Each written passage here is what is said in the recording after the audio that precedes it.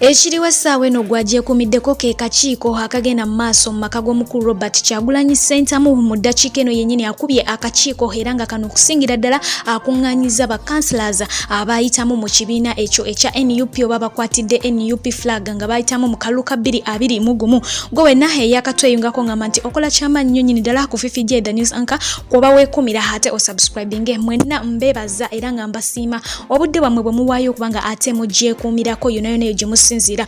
Akakiiko kano kinajjukirwa nti ke kakiiko ak'okubiri era mu maka ge gennyini bukyanga omwami ono ava ku house arrest oba bukyanga amagye geemulula bwe gatyo ne gaba nga ate gava mu maka ge ne gaba nga gamuwa space. Kano kakiiko kakubiri era nga kagendera ddala mu maaso byonna bye boogerako ne bibateesaako tugenda kubanga twongera okubinnyonnyoka oba mwatandise dde okubanga ate mubinnyonnyoka mmwe abali ku live.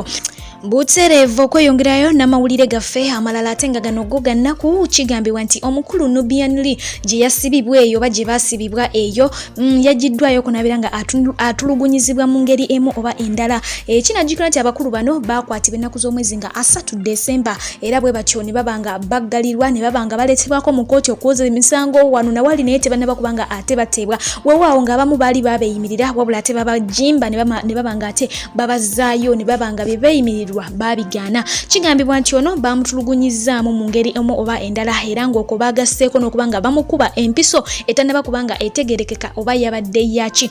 Bwe tujjukiramu bulungi olunaku olw'eggulo omukulu Robert Kyagulanyi Ssentamu ng'agezaako okuba nga ayaniriza Davi gye yali yabulira. Kinajjukira nti naye yabadde yabula naye nga yazuusa olunaku olw'eggulo yategeezezza bannayuganda okwongera okuba nga babanja bannaabwe abatali ku scene ssaawa eno abatalabikako abali be batamanyi nawa gye baabulira nga Davi we yali yabula nga tebamanyi wajali nabo ne bano be bamanyi nti bali mu barracks bali mu makomera bali wano bongera okubanga ate bababanja bongera okubanga balabika omu ku omu bongera okubanga babata. Eyo yembera eri mu maaso oba yembera egenda mu maaso mu ggwanga. Kigambibwa nti ono yatulugunyiziddwa n'akubibwa n'empiso.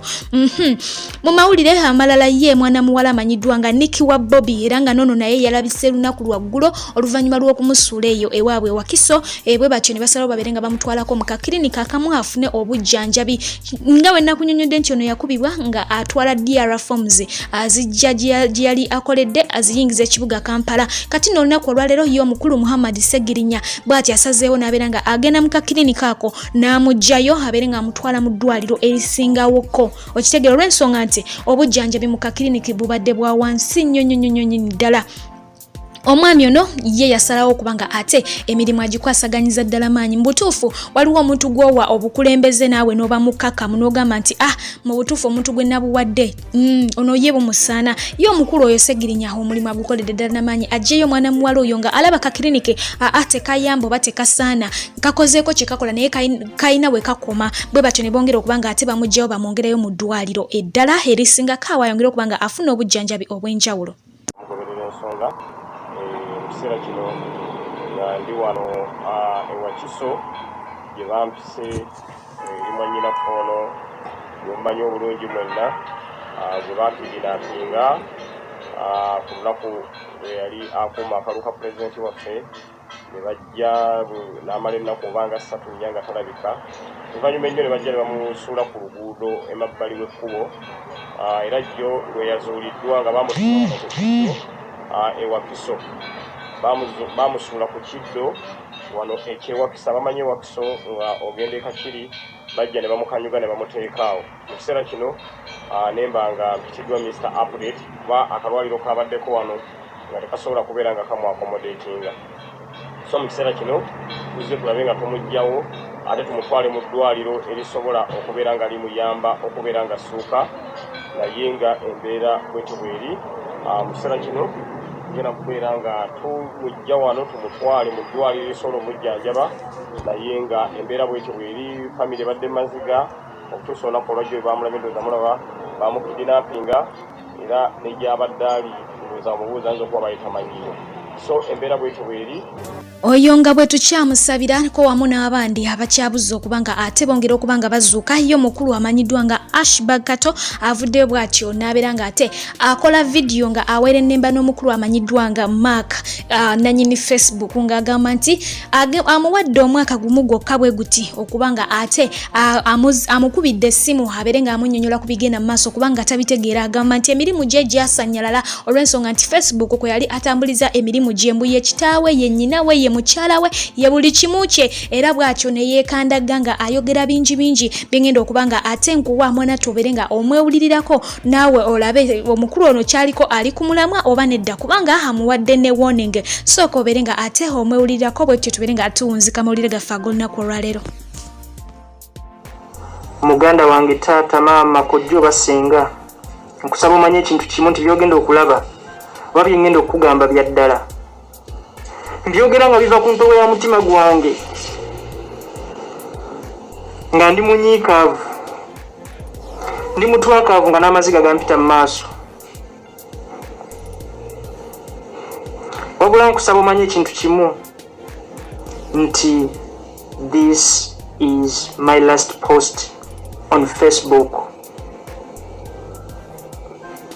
Kavideo neona watu kalabide ku Facebook gwe kyoba omanya nti Ashbag Kato oba Big Fish officially nangiride nti mpanisi oba nkitadde sigenda kudda ku Facebook. Ngenze bakyali bange mbaleseewo ngendedde mu bulumi mu kunyigirizibwa mu kutuntuzibwa mu kukijjanyizibwa ngenze enkokkolimira ngenze enkolima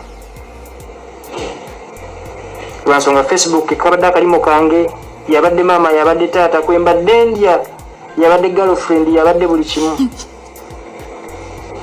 wabula olw'empalana z'ebyobufuzi I can say that officially sikyali ku Facebook era sigenda kubeererako ddala forever and for always olw'ensonga zengenda obbalaga mu kavidiyo kano wabula I want to send some simple message to my friend, to my mentor, Mark Zuckerberg. Dear Mark, you have only 1 year. Yes, and I mean it. You have only 1 year.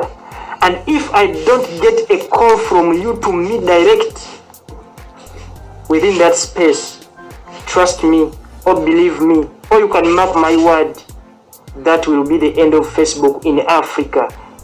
Yes, I'm talking with moral authority. I'm talking with prior knowledge.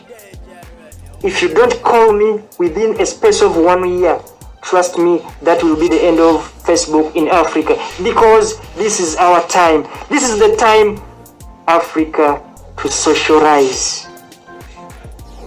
Sit down and enjoy this video.